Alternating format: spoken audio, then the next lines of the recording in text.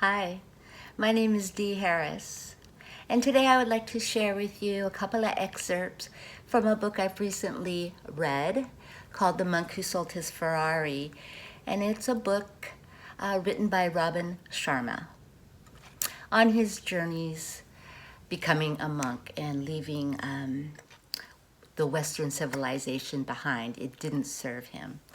One of the excerpts that I highlighted that touched me is, "Perhaps I lost sight of my dreams when I became an adult and resigned myself to acting the way adults were supposed to act.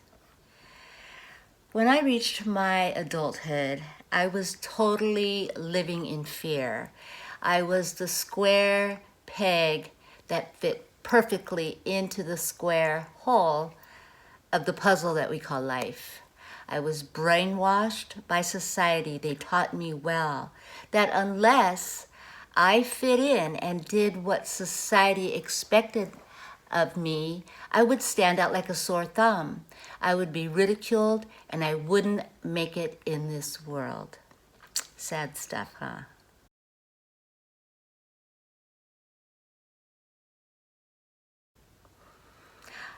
Another excerpt from Robin's book is, "Start to revere life again and celebrate all of its wonders. Awaken yourself to the power of your own mind to make things happen. Once you do, the universe will conspire with you to work magic in your life." Well, this touches me in a different reason. I believe that there are no coincidences. I don't believe in them at all. In my adulthood, I realized that I am an alcoholic. I could not go a day without drinking toward the end of my active disease. Luckily, that realization came in a 28-day treatment program. I had bottomed out and found myself getting help, finally reaching out for the help that I needed. Thus, I was in this 28-day program and I learned what alcoholism is. And as I started my new journey in recovery, I realized how fear-based I had spent the first 4 decades of my life, just totally in fear of what you thought of me, that I wasn't going to fit in, that whole brainwash thing that society had ingrained in me, had solidified into me. I had no foundation except for that foundation, in my early 40s. That's all I knew. And I played that game really well. If you looked at me from the outside, you'd think, poster child for the American dream. And inside I was dying, I was empty, I was void. I've come to realize now that all the teachings that society has given me does not serve me. I wasn't able to be me, the me that I was born to be.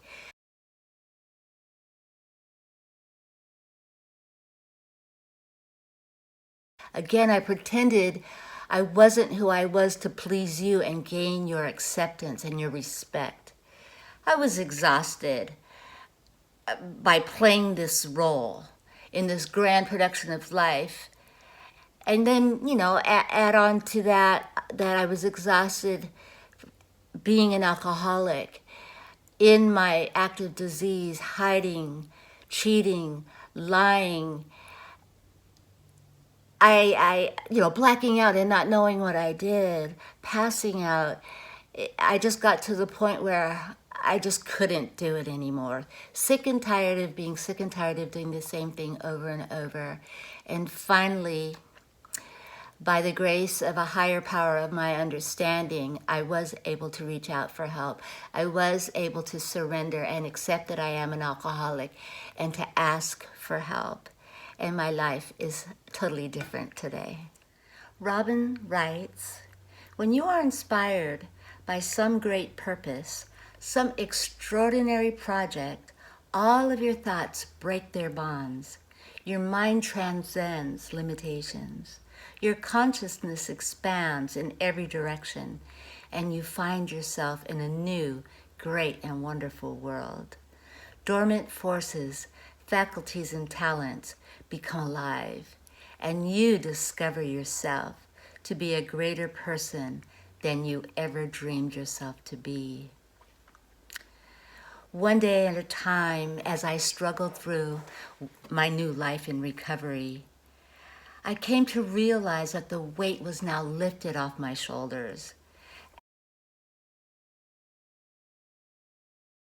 After putting together a few days, a few months, a few years, my life had become easy, wonderful, and free. When I was at the bottom of my addiction, I had no purpose. I hated myself. I would look in the mirror and call myself a loser. I was a waste of space on the planet. Yes, I did have to go through that part of my journey because today my life is totally the opposite. Today I have a purpose, and that's to share my experience, strength, and hope with those who are still struggling with their addictions or with life itself.